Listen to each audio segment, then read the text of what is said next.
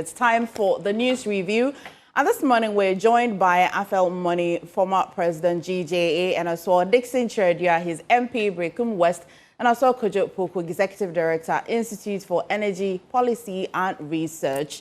Well, a little later going into the news review, but first of all, Noella is on standby to bring us what's happening in front of the newspapers. Noella, what's on the newspapers? There's a lot. Well, we're going to begin with the Daily Graphic, and of course, local governance expert Professor Ahoy is the one leading on the front page. Says Ghana has too many districts; it's counterproductive, and he's basically criticizing the proliferation of district assemblies in the country. Find that story on page 3 of the Daily Graphic. Also, Get Fund disburses 4.3 billion Ghana cedis to support educational activities. That story is on page 13 of the Daily Graphic. Now, 52,492 SHS placement cases resolved. I'm sure a lot of parents this morning will be heaving a sigh of relief. Find the story on page 13 of the paper.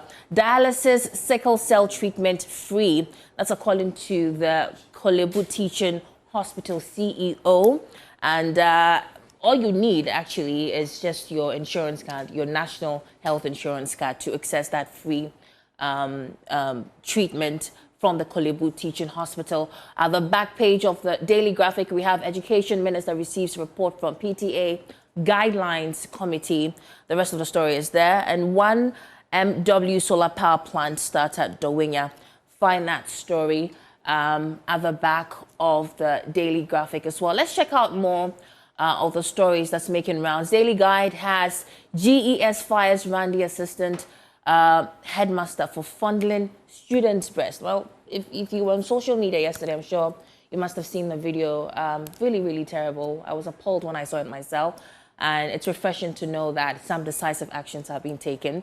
Also, Baumia Haruna lead NPP NDC race. Well, that's according to a new poll conducted by Musa Dankwa's Global Info Analytics that pegs the former vice president, for example, as the country's favorite, with 57% of voters opting for him to lead the NPP during the 2028 general elections, and the NDC's Haruna Idrisu, who's currently the education minister, with 27%. There's more on the story. You can find that on page 3 of the Daily Guide. Also, Kolebu AG, well, I think I've read this story, but you can also find it on the Daily Guide, I beg your pardon. Mesia names new Asante Hima this week. Fingers crossed we get to be introduced to the new Asante Hima, whoever she will be. She will be the 15th Asante Hima of the Ashanti Kingdom, and so you can imagine a lot of people would be looking forward to that announcement by the Ashanti Kingdom. Let's check out more of our stories making the rounds. Well, Economy Times says government to rake in 270 million US dollars for the next year from Ahafo Mines as it pours first gold. Find the story on the front page of the paper. Target IDA for cheaper loans. World Bank advises and recommends policy direction for growth as well. Let's check out more, and we're going to continue with the insight. And it says JACPA demands prosecution of ex-AG over alleged misconduct. I think this story, we talked about it yesterday as well. It was in the papers. Well, it's still in the papers. Gold for oil scam. IMANI calls for prosecution of officials over alleged money laundering, gold smuggling as well. That story is on page 3 of the Insight. Brainsfield Company boss rubbishes accusation of land grab is on page 10. It's an interesting story here by one CEO of Pribet, who is also the Ghana's consul to Guinea-Bissau, who is actually asking us to rename our airport from Kotoka to something else, because according to him, the current name does not depict our democratic values, whatever that means. Find that out on page 5 of the Insight. Ghana-China ties must empower youth. That's according to the vice president of the country. Find the story on page 2 of the Insight. And I think basically that's just about it. Let's check out what's also trending on digital media as well. But before we do that, government to roll out in Nkokon Ketinketi program. This was famous during the campaign period. for the NDC. It's interesting to note that the Agric Minister says they'll be, rolling out that program with 3 million birds. That's in the Overseer paper, page 3. Also, Asempa FM Sekosi saying makes history with 4th CIMG radio program of the year. I guess congratulations to us. That's our sister station. And Kennedy Ejapon's team demands disciplinary action against Wontumi and Abronye. Well, Wontumi because he had stated that the upcoming primaries for the NPP is designed to favor a particular candidate, and Abronye because he says he's responsible for compiling the Bunu regional voting album for the NPP, and as such will emit some individuals their names so as to prevent them from voting. Well, it's instructed to know that the party has issued a statement distancing itself from those statements, but you can find that story on page 4 of the Overseer. Let's now check out what's trending on digital media. Let's first do My Joy Online, and Mahama's UN speech ticked all the boxes. I am proud of him. That's according to Even Chambers. Also, Mahama's UN address boldest in years from an African leader. That's also according to Professor Ajimendia. People focus more on weddings than marriage itself. Zaneto Ajiman Rawlings is saying that, well, you should check that interview out on Talk No de Cook Rice podcast. OSP detains Gold Ridge Refinery Limited CEO. Find that story on myjoyonline.com. Mahama's bold UN speech took me back to Nkrumah days, also by Professor Ajimendia. There's more from Zaneto Ajiman Rawlings, who says it won't fix itself. Zaneto on why marriage demands constant work.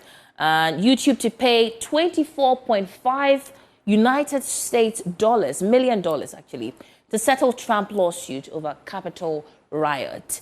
And also Trump and Netanyahu agree new Gaza peace plan. I guess the heat is getting to them. Also Nicole Kidman and Keith Urban separate after 20 years. Find that story on myjoyonline.com. Let's check out what's on City Newsroom. Says Mahama to engage CSOs on Galamsey on October 3. And we've done more in 9 months than was done in 8 years. That's according to the Communications Minister, Sam George, on Galamsey issues. And Ghana's per capita income to triple by 2050 with bold reforms. That's according to the World Bank. It's on City Newsroom. But basically, these are some of the stories that's trending this morning on our digital space and in the newspapers as well. But of course, MFA Adeti is on standby to get into details of these stories with her able panelists. MFA, take it away. Thank you so much, Noella. You're so amazing. So that's it for the newspapers. Definitely, we're going to get about 2 or 3 of them that are quite outstanding, and then we'll get into it. And of course, if you see Kojo Poku, you know that he definitely will be interested in something energy, something oil, something that's got to do with our energy sector, definitely. Well, yes, if there is any, but I don't think there's been anything like that. Good for oil. Good for oil. Good for oil. Oh, maybe trickle down to it. I honestly, let me say something. Look, we should move away from a country of mediocrity to a country of seriousness. Is it? Ghana is becoming a country where somebody wakes up in the morning and writes an article that pigs can fly. Right? And journalists will start calling all the experts to ask them whether it's true whether pigs can fly. That is where we're heading to. Imani, I know. Yeah. I know Franklin, I know Kofi. But if you read the press statement they put out there, they said that they have reviewed an international audit, right? I have seen that audit they are referring to. There is no name to it. There is no organization to it, okay? And if you read it, it's frivolous. I want to say on national television today, Imani should tell us who authored that assessment. It will help us interrogate it better. Because if you read it, it impugns companies' integrity. It impugns technocrats and civil servants' integrity. Today, do you know who was the head of Gold for Oil? And the person who is the first deputy governor of the Bank of Ghana. He was head of Gold for Oil at the Bank of Ghana. You can't put this frivolous document in the public domain and talk about potential losses. This 7.2 billion that they talk about is not a loss. They talk about potential. What is potential loss? How does one sit and put something in the public? And every journalist is feeding on it. I mean, because of course you'd expect that journalists will feed on it because it's the money. Yeah. Of course. No, but it's potential. Nobody has lost that money. I don't think we discuss things that are just resultants. We as well discuss things that are potential. No, do we not? There's no need for... Journalists are trained to doubt. Well, that's fine. But my dear, let me say something. When somebody issue a document and says that there are 7.5 legal exemptions, which is what happens in the industry.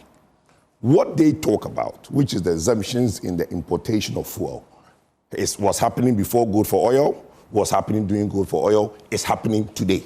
That is the practice in the sector.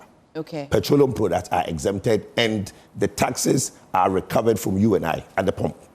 If you go to GRA today, GRA is in court with a lot of BDCs and OMCs to recover taxes. MPA bust is with OMCs to recover margins. It's the practice in the industry. So it's not surprising. No. From journalistic point of view, I think it's not in the interest of this nation to be overly dismissive.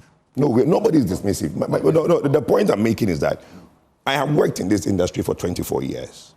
Practical experience of working, not somebody going to school and coming back and reading documents. No, I have worked in this industry for 24 years. If there are things that are wrong, I'm a member of a civil society, we'll point it out. What I'm saying is that the document which IMANI is referring to, the reason I'm discrediting it is that it has no author, it has no institution to it. So I don't know where it came from. All the premise upon which it makes the conclusion is false. Okay. 100% I mean, false. and it is web probing because then if we didn't probe, if we didn't probe, then of course imagine IMANI just put it out there and then we mute on it and then we don't ask questions. And we're not just asking anybody at all. Of course, I introduce you, somebody who's an expert. And so what you say would really matter. But before we even get into whether or not it's worth discussing, I'll come to you later. But let me go to you.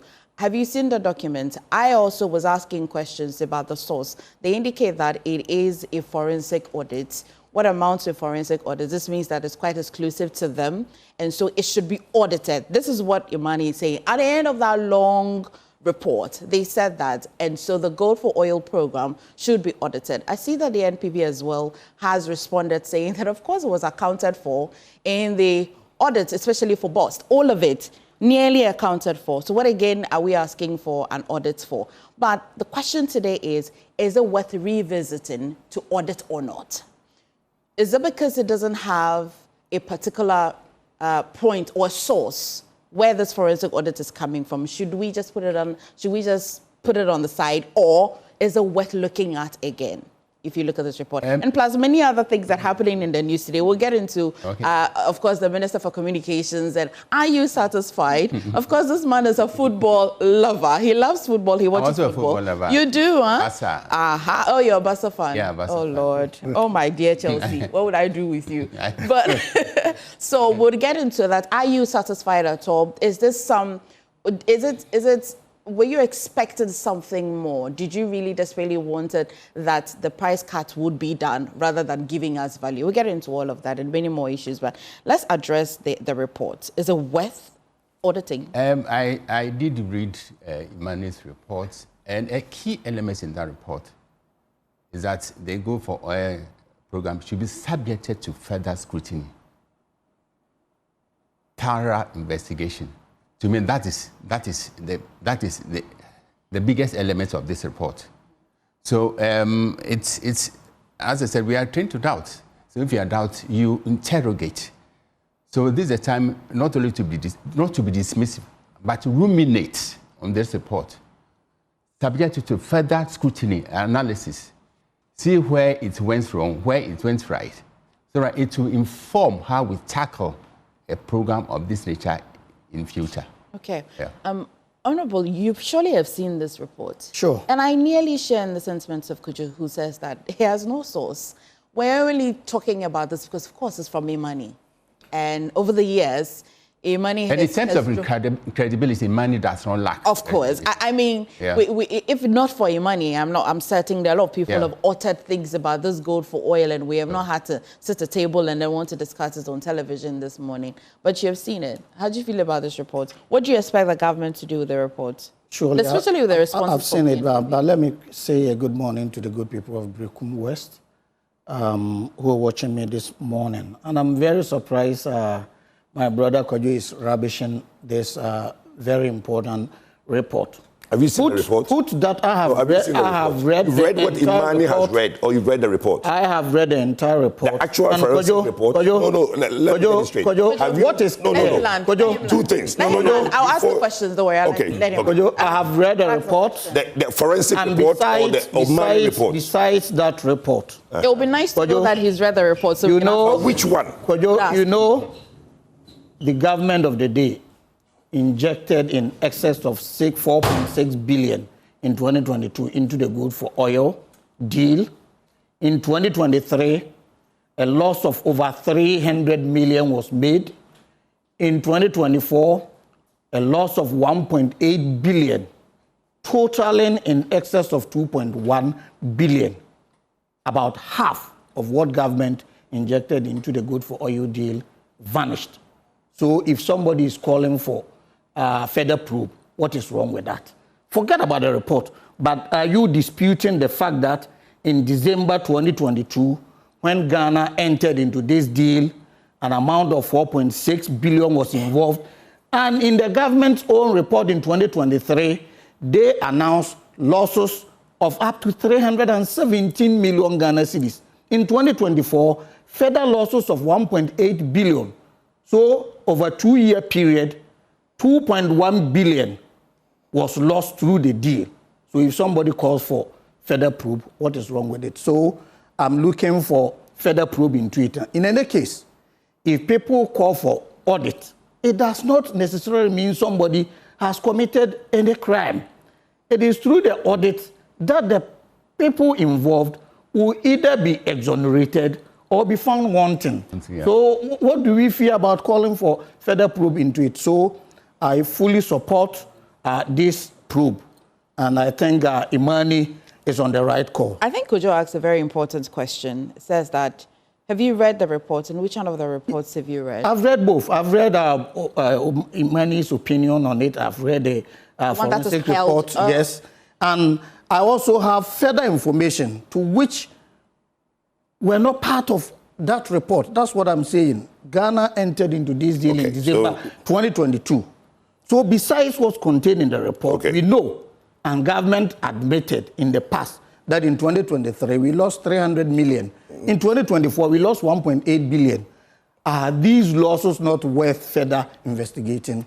That's the point they're making. Let me help you. You see the point of what? No, let me help you. What IMANI at the end of the day, which I align fully with my senior Afremoni, is that IMANI, a very credible institution, has done investigation and calling for further audit into it. So what is wrong? Forget if the report of IMANI is nothing to write home about, the further audit will indicate the people involved. So what's the big deal? Let me help you.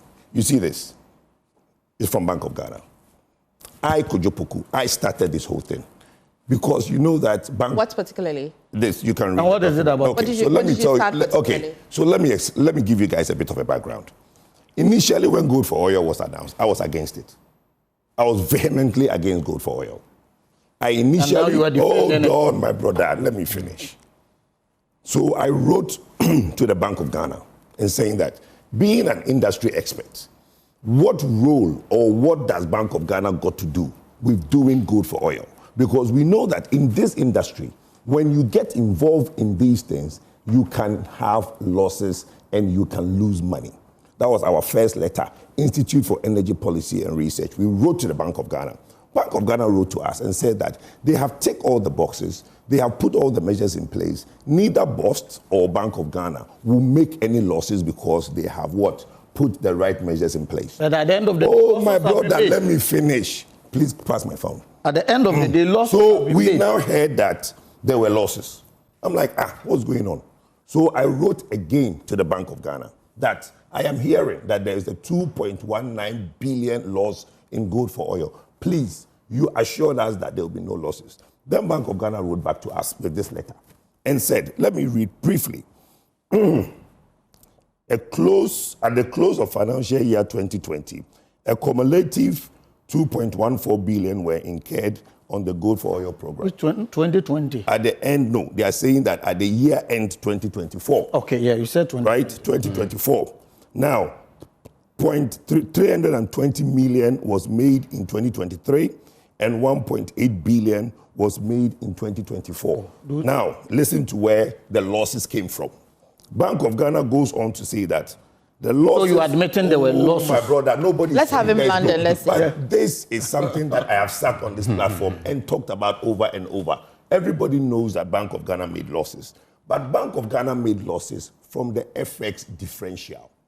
They admitted themselves that, listen, he's saying that a program helped reduce demand for US dollars from the bulk oil distributors. A total of 1.6 billion would have otherwise increased demand on the FX.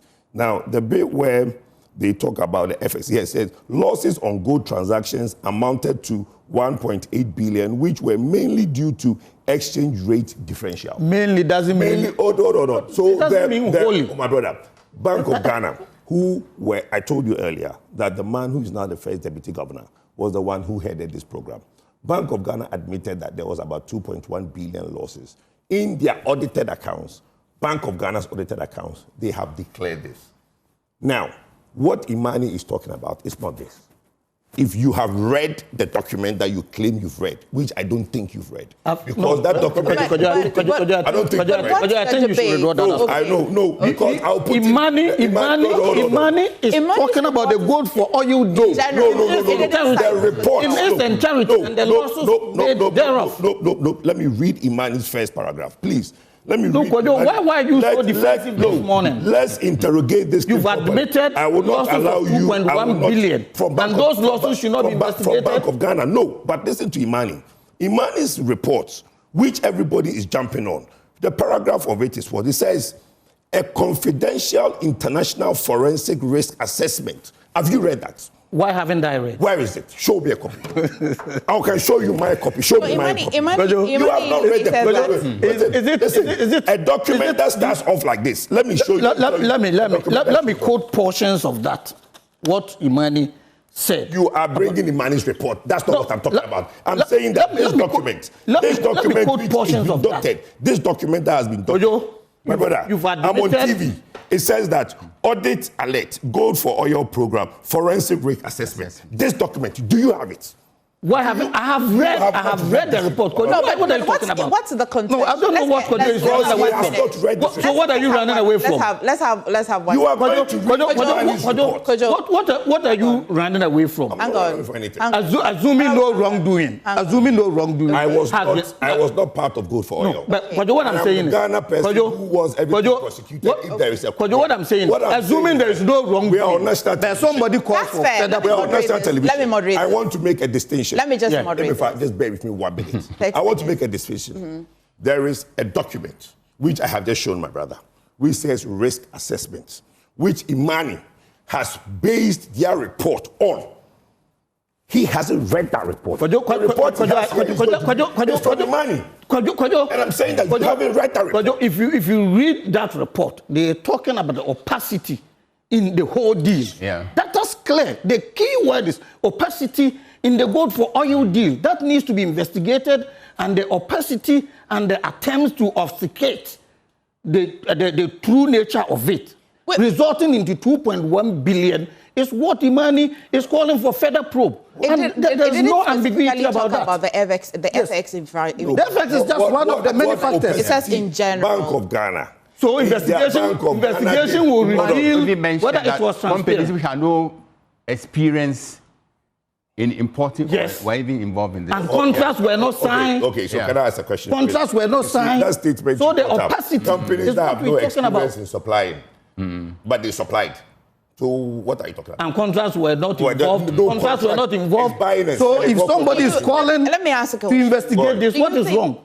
as an expert in this area, do you think that whether or not they cited the source of this forensic report, do you think that the whole report that IMANI has drawn our attention to is worth probing? No, it's not. It's not worth probing? Because there is two things. Bank of Ghana has done their internal audit. There's a report from Bank of Ghana which talks about a 2.14 billion loss. The reason for the loss is rightfully categorized in Bank of Ghana's audited accounts. BOST, as an institution, has an audited accounts for 2024. They've made a profit of over $400 million, 400 million Ghana cedis, which is rightfully included in that. Now, the opacity that people talks about, that goes to the heart. That's what I'm saying, that we need to know who authored that document, because understanding the downstream is very important. The only way you know is when you start auditing. One of the ways. No, I'm saying that, look, if somebody wants, let me put this on record. If anybody wants audit code for oil, nobody has a problem with it. But what I am trying to put across is that you do not bring a ghost document, which has no name on it, no institution on it, and start impugning people's integrity. Like my brother said, companies that they claim have no experience but supplied fuel into the market. Companies don't have to have experience. Do you think that this process how can they be vindicated entirely from beginning to end? At the first stage, of course, they haven't named the source of the report, but it states that it is based on forensic risk assessments titled Gold for Oil Audit Alert, Forensic Risk Assessment, which you have just actually been telling us. The full document contains detailed data analysis and is held by oversight institutions for investigative purposes. Now, by the time this document is subjected to auditing, surely it won't be done in secrecy. I agree. The document definitely will be. But the person who authored that document did not talk to NPA, did not talk to Won't the audit now bring this to the But I'm fore? saying that, so what we are doing is that we are setting an answer to 9, then going to find a question that will equate to 9. That's what we are doing. Somebody just that's what I'm saying, that we will wake up one morning, somebody will say that pigs can fly. And everybody's running around trying to get a justification why pigs should fly. We should stop that as a nation. So if IMANI cited the source and indicated where they got all of this information, it would be okay? Or will that have to go a step further? Kojo Poku can interrogate that person. I can't interrogate IMANI because they are not the author of the document. The document is frivolous. It impugns people's integrity. So what we want to do as a civil society is to interrogate whoever authored that document. So what IMANI should do for us, I know Kofi Bensola, I know Franklin Kujo. They are not the author of this risk assessment document. They should tell us who authored that document. That will help me and you. Mr. Mani, is that not a fair call? I think we should be hesitant in apportioning blame. And, we should... Nobody loses if we subject this whole go for oil to a further investigation, comprehensive, thorough investigation, so that at the end of the day, whoever is found culpable will be exposed, whoever is innocent will have his name intact. But Kojo also says that we can't just wake up one morning and then we have something we're running with. Assuming there is no report whatsoever, as a member of parliament, if I come to sit on national television and say, as a result of the 2.1 billion Ghana lost through good for oil deal, there is the need for further proof. Is that not a legitimate call? So my point is, he's talking about people's integrity being impugned. Why is this a legitimate call? He's talking about people's integrity being impugned. The only way these people could be vindicated is when there is further probe. So it should be in the interest of people like Kojo and the MPP who released a statement. Imagine there's 500 of you who have the opportunity to be on TV every day asking for auditing. He claims people's integrity is being impugned. And these speculations will continue to trend. The only way they could be vindicated, in fact, if you are innocent in a case, you will rather jump at further investigation to exonerate you rather than to say, because you don't trust the source, you don't know the source. Exactly. I have a question, though. But you don't know the source. There's no need. If you want an audited report, there's one that is existing. The Bank of Ghana has one. If you take the BOST report as well, MFR, do you know what the Public Accounts Committee is doing? Okay, they are auditing after auditors have audited comes to Parliament, they're still probing further. Okay. So Kojo, is this a fair deal? there's nothing Is wrong. not a fair Even response? after they've been audited, if people are not clear, and a credible institution like IMANI has called for further proof. Why don't we probe further so that we come to conclusion of the matter? If it is not, you don't have a problem with the audit, but you want the character. You want the character. If it is not probe, IMANI's allegation will still be hanging. Okay. If it is not probe, it will be hanging. I see that. First question. I, Kojo Poku, and everybody within MPP do not have a problem with probing gold for oil. You can probe it all you want. But there was a release against IMANI's position yesterday. They made position of the party. Let me finish, please. Please. We don't have a problem with probing.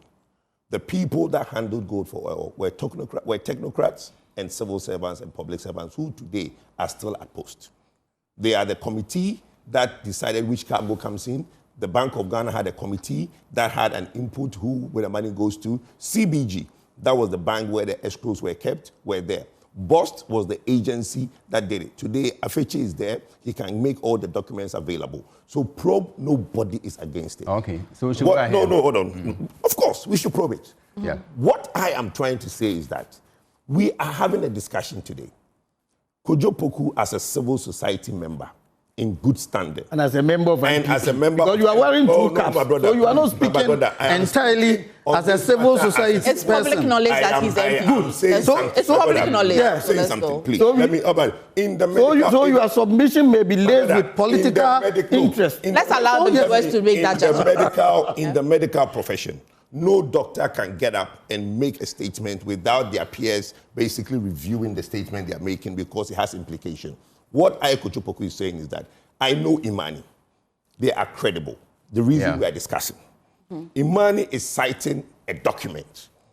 We don't know who authored that document. We don't know. Nobody has put their name to it. It's very strange for anybody to do such a risk assessment and not put their name to it, whether an institution or an individual. All I am saying is that IMANI should come and tell us, the public, that document they are relying on to call for a forensic audit, which I support. Who authored that document? Does it make you feel any better when they say that it is held? When they say that it is held because of oversight? You are beating a retreat now. No, I'm not beating a retreat. Initially you were vehemently opposed to further probe. I don't think he has vehemently. He just thinks that the report by IMANI, not the one that they cited, he says that the report by IMANI is quite frivolous. No, the one they are cited. The one. Oh, you actually are talking about the source document. Is what the source document, not IMANI. Not IMANI itself. No, the source document is frivolous. So does it make you feel any better that since you trust IMANI and they're saying that this risk assessment document is held by an oversight institution, at least you don't want to trust the body that you... Because I have read the document. I have it. I've shown it to my What's giving you... No, because I have read it. The risk assessment one. The one that they have cited. Source document, the source document. Yes. What makes it not... That's what I'm saying. It's frivolous because I have read it. And I have let us in a bit. Okay, let us in a bit. Let me.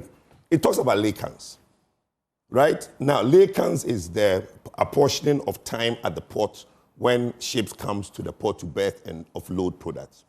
BOST doesn't control laycans. It's MPA that controls laycans. So they've got it wrong in that document. That's one. Is this in practice? Yes, in practice. Is it in document? Yes, or in practice. It is, in practice. So we have not had a situation where BOST is BOST is not in the position of controlling laycans. Okay. Laycans are controlled by MPA. That's a fact. 2, when Gold for Oil was instituted, it was instituted by the government of the day. They are with Bank of Ghana, because I want to differentiate government from Bank of Ghana, because Bank of Ghana is sort of not part of government, right? Bank of Ghana and government decided to do Gold for Oil. Now, Bank of Ghana had direct oversight on Gold for Oil, on both sides. The committee was chaired by the people from Bank of Ghana. Now, who decides to do what was heavily subjected to a committee. The reason BOST was made as the only agency to handle Gold for Oil, BOST had storage. BOST was to do what they called an agency.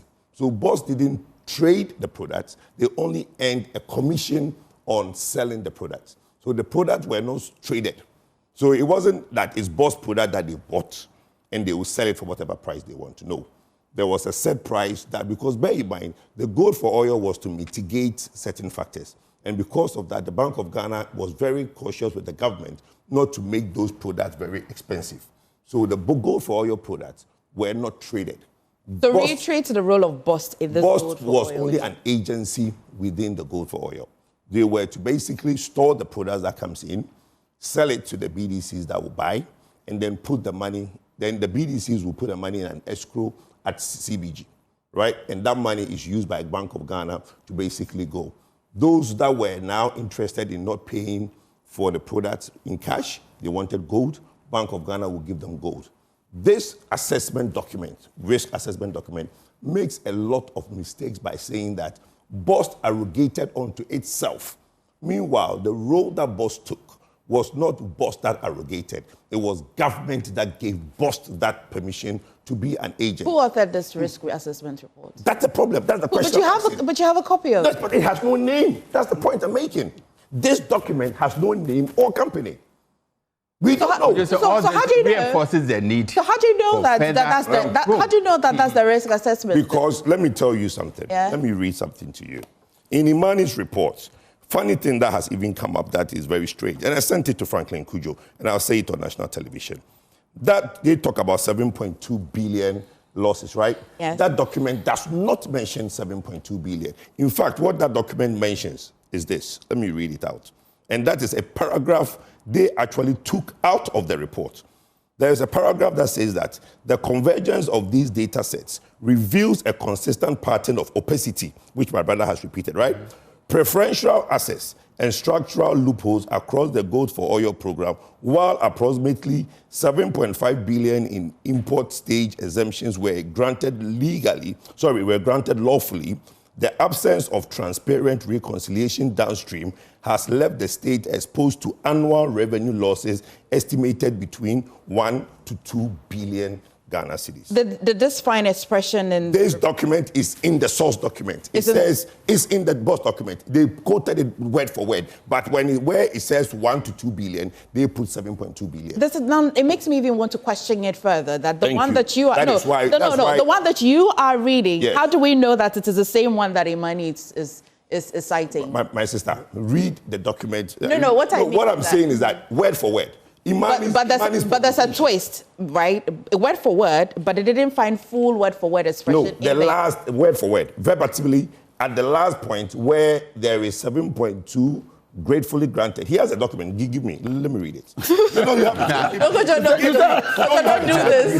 No. Oh, you have it. Why are you being so aggressive? No, but I want to check the other one. Which one? The other one. Yes. Which one? Yes. Here. Okay, here. Any. The petroleum leg of the program... What are you reading from? Give me IMANI one. Yes, the IMANI one says, the petroleum leg of the program was no less troubling. While 7.5 billion in import tax exemptions were granted, the absence of transparent reconciliation downstream left the state exposed to revenue losses estimated at 2 billion. It didn't say 7. So you see, hold on. Hold on. So now this is from IMANI, right? This is where the problem is. Now I want to copy. Yes, that's been edited. Okay. Because it says what? What does it say at the end? It says 0.2. See, it says 7 billion. It says 7.2 or 0.2. Which one? This says 7.5 is the index. No. What does the last document say? 0.2. Is this just not an omission? 0.2. Now, tell me, where did the media get the 7.2 from? Which 7 point? Which media? Everywhere, yes. No, we are talking about what? No, but everywhere. We're talking about the document. On Joy News. Let me make my Joy News is here. Let me make my concluding statement on this. Okay, make the issue is statements. Yeah. In December, Kojo, under the previous government, in December 2022, prices of petroleum products went over the roof. In fact, a liter of diesel was selling at 23 cedis. Gallon was over 100 cedis. This is so let me finish. 7.2, this right? is my home, so I know it's 7.2. MFA. What does it say? MFA, what I'm saying is, in 2022, prices of petroleum went over the roof. In fact, 1 liter of diesel was selling at 23 cedis. 1 gallon was over 100 Ghana cedis. So the government of the day decided that the way to go to bring the prices down was to go via the gold for oil deal. But it ended up giving us further losses instead of solving the problem, rather compounded the problem by giving us losses exceeding 2 billion Ghana cedis. Did you just And now. He asked the question. Did you just print this one, or it was typed out again? Now, MFA. Yeah. No, however frivolous. I'm in the middle of a answer the question. Let me finish. Let's not change the topic. However, from IMANI. 7.2 came from IMANI. However frivolous, in Kojo's words, that IMANI's source report may be, the fact still remains that losses exceeding 2 billion, and I'm very happy, in Kojo's own words, no matter how frivolous it may be, he still supports call for further probe. Yes. So what is the point of argument here? But the point that is the case. We don't need to. Please ask your question. Ask him your question. In concluding this part of the news review, the investigation. Both of you, I have two questions. One for you, one for you. Okay. So this, because you have the source document, and this particular paragraph, you say that does not find expression in the source document. No, it finds expression in the source document. But the source document says losses of 1 to 2 billion. 1 to 2 billion. Yes, 1 to 2 billion. Okay. That is what the source document talks about. Okay. IMANI puts out a document saying 7.2 billion. You I haven't seen 7.2. Oh, but it's on Joy, so Joy got it wrong. I haven't seen Joy published it yesterday. MFA, But this is from your own credible and fearless portal.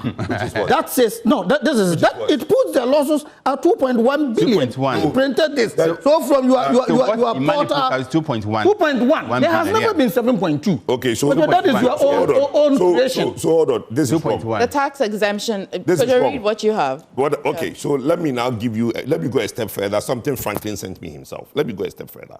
To be very honest, I don't see the point of debate here. Hold on. We are all calling for my brother. Which you support. Read this. Mr. Afemani support. So what is the point of debate here further? What is the point of debate? What document? What amount? So that notwithstanding. That notwithstanding, forget about the mix-up here and what amount is there? Estimated 7.2 billion. Give me. This is from Franklin himself. But I think that you have to read the whole story. And is this not the reation why we should audit? Yes, exactly. We agree. What I'm saying is that we agree. All the question must reinforce the need. Hold on. What I am saying is that I, Kojo Poku, agree that there should be an audit. What is the point of debate? No, hold on. Let me land. And as MFA said, this is the end of it. I am questioning the source document which IMANI starts its presentation by saying that they have cited a international forensic assessment audit. That document has no name, has no company to it. It's now being used to start something. We are now seeing 0.2.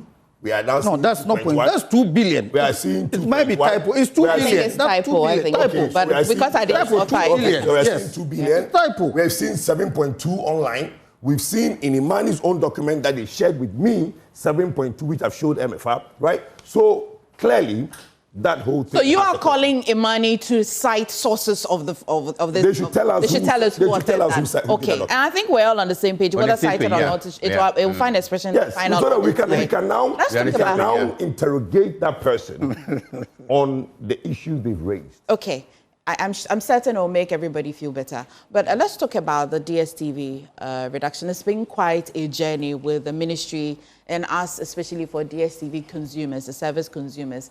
And yesterday, some people have described it as quite an anticlimax, that you're looking to have reduction, but instead you're getting a higher value for how much you're already paying, which means that if you had your decoder in the bin, you can go back and pick it. You don't have to trash your decoder, because then the core reason why we're asking for reduction was that people say that they were not enjoying value for their money, and yet it is expensive. The minister says that at least I've negotiated for some value in how much you're paying for the service. Mr. Money, how do you feel about this? Is this an anticlimax? Is this what you expected? I will never describe this as something anticlimax, because what we're looking for, even though it delayed in coming, was eventually delivered. Between 30 to 50% additional value. to subscribers of DSTV. That's all that we're looking for. So if you used to pay 200, now when the subscriber pay 200, you've upgraded to what people who pay 300 will get. So it's as simple as that. I don't know how it's been subjected to all kinds of interpretation, misinterpretations. Some judge delivered, even though it was late in coming. DSTV proved stubborn, disrespectful, and I don't know who even crafted their statements which they put out. It ignited more fury, fairer fury, than they invited the fury. So in the long run, Sam George invited the head of DSTV, who was yesterday's press conference, and then they came to a finality that now subscribers will have additional value to what they pay for DSTV services. I think it's as simple as that. Kojo, I'm going to skip you and come to him. I'll come to you after. You remember the last time I was here before I went on recess, that was the topical issue on the table. And I would like to use this medium to say a big thank you to my brother, Sam George. He's done excellent work. Yeah, he did. My senior colleague has espoused it all. But I want to add further that there is absolute reduction. People are saying only the value, but there is a reduction. Okay. Let me explain how. So from tomorrow, new subscribers coming are going to pay the new rate. So What's the new rate? It's the same rate, isn't it? No, let me explain. Okay. I have a family package for my kids, but since the premiership started, I was going to go for the Compact Plus or Compact to have access to football matches. From tomorrow, with the same family, I can watch live football matches. So I don't need to spend any money to buy Compact again. Am I not making huge savings with respect to that? Yeah. Because the key, as you know, most Ghanaians are going for these decoders because of live matches. Yeah. There are other people for other reasons, but mostly.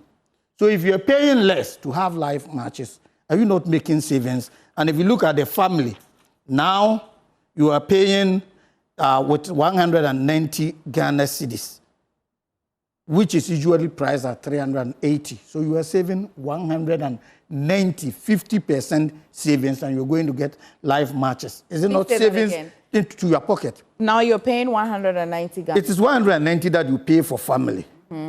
The Compact is 380. Yeah. But now you are moved from family to Compact, which is 380, without paying additional money. What? So you are saving 190 every month, and you'll be getting live matches as well. Okay. And MFA, for me, it is not only about savings to individuals, but this operation is also going to enhance revenue collection for the country. If you listen to the press conference and revelations that came up, that about 80% of subscribers in Ghana here are getting their decoders from Nigeria and paying taxes to the Nigerian government because of the value they are getting over there. With these packages, live matches on even family package, and now with Compact, you'll be moved to Compact Plus, and you will still be paying 380 on Compact Plus. So many Ghanaians will now, comparatively, if you look at going to Nigeria, there may not be any good reason to it because now the gap is completely closed in terms of pricing. So one, individuals are making savings. Two, the country would be making some money to make revenue. So for that matter, whether you like him or not, people criticize his approach, but in negotiations, sometimes some level of belligerence is also important to get what you want. And at the end of the day, the result is telling for everybody to see that Sam George has delivered. I see. On your screen now is how much you were paying before and how much you'll still be paying. Exactly. And then, of course, the value that you'd be getting, which is value addition for the same fee that you're already paying. I have a question, though. If you look at the way DSTV really presents their services, it allows for you to choose one that supports your lifestyle, your time, what suits your family. So while people are calling for value, one of the major questions people are asking is that, of course, if I had time to be watching what the compact offers, I may have gone for the compact already long ago. No, because of the pricing, you know. How did we arrive at this conclusion? If you go for compact, probably I was going for family because I could not afford compact. Not that I didn't want compact. So now that with the same amount I'm paying for family, I migrated to compact. I'm making a savings of 190 Ghana. How did we arrive at this conclusion that it is only because of the amount? But this one, how can you be confused about this one too? Because let me tell you why. I no longer use DSTV. I no longer use it. And you know what? In this world, we always say that if you aspire to do what somebody is doing, when the person is doing it, don't criticize it. When my brother KT Hammond was in the Ministry of Trade, and was taking on the cement people and trying to make sure that prices come down. The NDC in opposition took the MPP on, right? But sometimes we need government intervention in some of these things. DSTV has not been fair with Ghanaians. If you look at DSTV in South Africa, it's way cheaper than DSTV in West Africa. DSTV in Nigeria is cheaper than DSTV in Ghana. Why? Because they found a loophole to just increase the prices without anybody. Look, DSTV will increase the price this month. You go to pay your bill next month, they've added some 30 cedis. What Sam George should check on is not whether they've given him this price, because I can assure you, by next year, they will have creeped the price up again. This 570, the quarterly. This 570 that they have reduced it to, that was what Premier used to be before. And for some reason, they creeped it up. Because before, DSTV was set in dollar. Then depending on what the cedi is, you convert it. Then they scrapped this $10, came with cedis. Now nobody knows how they price. So every month on month, they keep increasing. I no longer watch DSTV. But now you have value. I won't go back. But let me see. The point you made is very true. People pick a package not about the money. Nobody looks at DSTV and say that, look, it's a middle class conversation. When people are looking at DSTV, they are looking at what does it have kids? Does it have kids channels? Does it have this? Does it have, I like football. Which of the packages have football? Does it limit me to tennis? Some of them gives you F1. So somebody who likes Formula 1 will choose a package that allows him to watch Formula 1. So really and truly, it's a middle class conversation. People go for the packages that suits their need. The money thing comes secondary. Because today, like I said, these prices they've given will be there today. But trust me, by next year, it would have inched up again. So what the mechanism we should put in place is to monitor, but then that becomes a bit, you are now bordering on anti-business, because then government is now coming in to monitor businesses and how they operate, which it shouldn't be allowed in our environment of capitalism. But I now think that DSTV took us for granted for too long. And it has taken Sam George to come in and do it. But these are some of the things that, for me, ministers from time to time at the Ministry of Trade should do, at various sectors, should look at the private sector and look at how they are basically increasing price on the ordinary Ghanaians. The next thing that I want him to do, something that he claimed he's done, but the MTN and the Vodafone just pull a wool over his eyes, is the packages for the data. Data bundles. Because you see, they claim they've reduced data. Will you give him a minute to at least drool over this? That's fine, but I'm just saying that with the vigor with which he fought this, he should use that same vigor to now put certain measures in place. Because you see, the data bundle, they reduced it. But the problem is that they give you more data, then they open the pipe. So when you now go, it all draws away. You understand? So it's like they've given you more water, but they now punch more holes in the sieve. So the minute you put the water in there, everything goes out. They gave us more in data, but they've now increased the price per megabyte. or per kilobyte. I don't know if you understand what I'm saying. So if you bundle 10 cedis, you are now getting, let's say, 1 gig. Then behind the scene, I increase the price per kilobyte. So though I've given you 10 cedis, more data for 10 cedis, I'm charging you more behind the scene for the per kilobyte. So the data I've given you will go quicker than it would have gone if I gave you less. So those are some of the things he should look at. Okay. But one area to the minister should look at is his warning to operators of TV and radio who allow indecent, immoral, sexually explicit images on their screens. I think he's indicated that quite soon they're going to be, you know... Exactly. This area we need to sharpen our focus on because of the critical importance.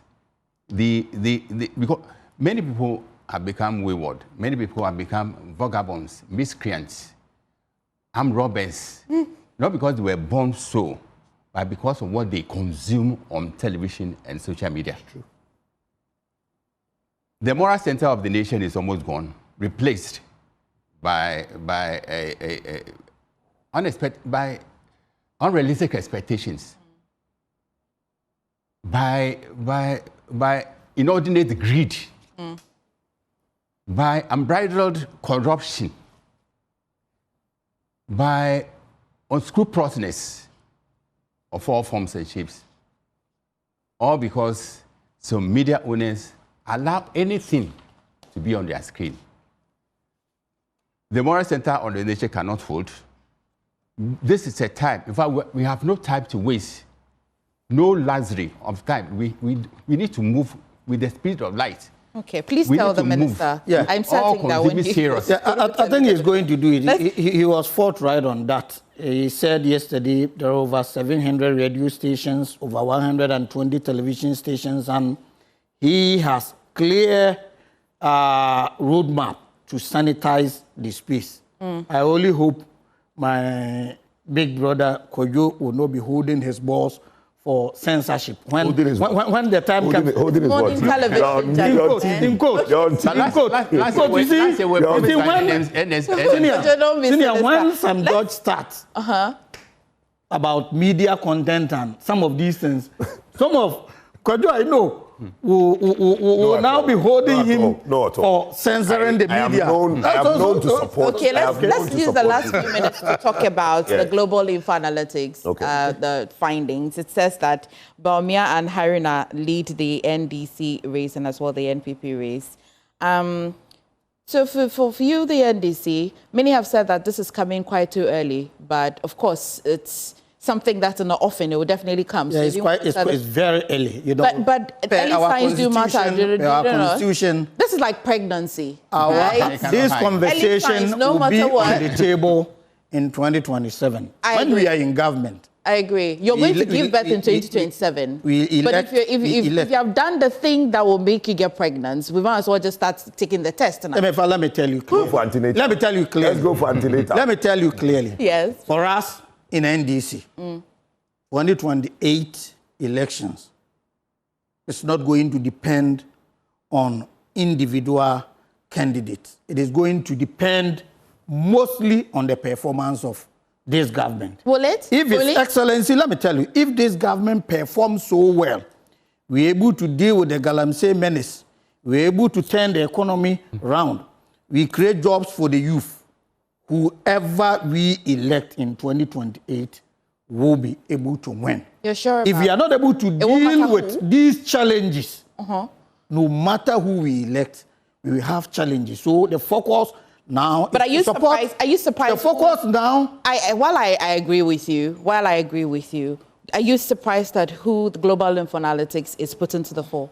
MFA, let me tell you, we have a good number of people who can, in fact, more than 200, we can line them, and each and every one is capable of succeeding His Excellency John Dramani Mahama. And the names that are coming up, they are people who have served this country with humility, integrity, and commitment over the years. And I'm not surprised. Then let's go to the party that is fighting there then. So for us, our focus now, get the job done in 2027, whoever we elect, if the economy is in shape, Galamsey has been dealt with, youth employment has come down drastically. Our candidate. So we should discard this. We should discard this. Whoever this is also. It's important, but let me. I will place if I'm. So to reach the performance of the government. The performance of the government, it will take over 70% because it doesn't matter if you elect even an angel and the government has not performed. It will be very, very difficult. I think the two should go in tandem. In tandem, but the quality of the candidates and the performance of government. They but should I go will. in tandem. The performance will take over 60 for me. I'm enjoying this. Okay, Kojo. It will take over 60. Okay, I think your point Over is quite personality. clear. Let me go to Kojo. I agree. Let me go to Kojo. The two will go in as tandem. well. Yeah. But if we don't but your point perform, is quite clear. whoever is going to be difficult. If we perform, it becomes easier for Well, my whoever sister, is Yeah. elected. let me say this, and I will see I'm smiling. They are in the early stage, and they had yet to take the pregnancy test. We are in the final stage of the trimester. So you are coming to deliver. we'll deliver until Oh, but January. you've already delivered. No, January. You know who- January 31st. 31st, we'll deliver. And inshallah, my brother, if you are watching, good morning, Dr. Baumia will be the winner of that election. But look, there's a lot of work that needs to be done. As we speak, he's in the central region trying to campaign feverishly to let the people get his message. But the most important thing that the NDC should know is that I have always said that, look, in 2007, we had 17 people contesting. NDC will probably have 24 because it's the first time the NDC is going to go to a proper democratic election in the intra-party, in their party. This is the first time. If you look at how they've always gotten leaders, right? He has been Jerry ordained Professor Mills. Professor Mills, now his demise, unfortunately, may God rest his soul. Anointed Mahama. And in a way, Mahama became president, and Mahama was sort of anointed in quotes, without a proper contest within the intra-party. Are you suggesting in no. 2015? No, let me finish. Now, Mahama was now comparatively. Mahama was now the leading candidate who has been president. A lot of people liked him, so he was the front runner that came into. This is the first time the sitting president. I disagree. Oh, my brother, you might disagree. I disagree. The viewers, I'm talking to the viewers. What you did in 2023 my would brother, rather qualify that's fine. for that because we're talking about MP. virtually Dr. Baumia was handpicked by We're Nana. talking about reality. We are talking about NDC. In reality, as my brother agrees, this is the first time that the sitting president is leaving. The sitting president does not have a control over the party the way Jerry John had. And that's the reality. Yeah. He is going to now say that I'm leaving, I'm not going again, so everybody can throw their hat into the game. This is the first time the sitting chairman of the party is doing a thank you tour announcing his intention to run. And No, I don't think. Let's be clear. Himself. Let's be very clear. Okay, Stakeholders are calling. Okay, so let me. He's going. No, but he hasn't announced a thank you. No, tour. but Just made the he hasn't announced I've it. made Okay, the fine. He's clarification. doing a thank you. I'll withdraw. He's doing a thank you tour. Johnson has indicated his intention of running for the Okay, so let me withdraw. Let me even withdraw. He's doing a thank you tour where people are calling him to run. In this instance, what I'm saying is that it's going to be an interesting fight. But whilst they disintegrate and dismantle and create craters in their party, we would have delivered on the January 31st. Inshallah, Dr. Baumia will be the flag bearer, and we would have put our policy on course whilst we watch. You have popcorn in your We have hands. Oh, my sister, we have our popcorn and watch them gracefully. Okay. But you probably All right, doesn't thank you know so much. how we handle our internal problems. We will We've look gone forward through to that. this But over and thank over you and so over. much. You have Thank you. never. Thank you so much, Kojo. Maybe another They're not time the when you... NDC, they're not the same. NDC. Yes, the way we handle our internal issues, it will shock you. These are two different Wait and parties, see. right? Yeah, So I yeah. do not expect you to do things the same. But gentlemen, thank you so much. Kojo, this is definitely a brewing conversation, especially about this report and all. The next time, maybe when you come, you will go into forest losses and trade losses particularly, so that viewers will get to understand why you cited that one Yes, from the particular Bank of one. Ghana. Yeah, definitely. But this is how we wrap up news review for today. There's more on the show. Please stay. Gentlemen, thank you so much. Today, Kojo has been unusually brutish. Kojo. Kojo. I mean, that is, yeah. Has he? Well, please stay with us. Gentlemen. Today.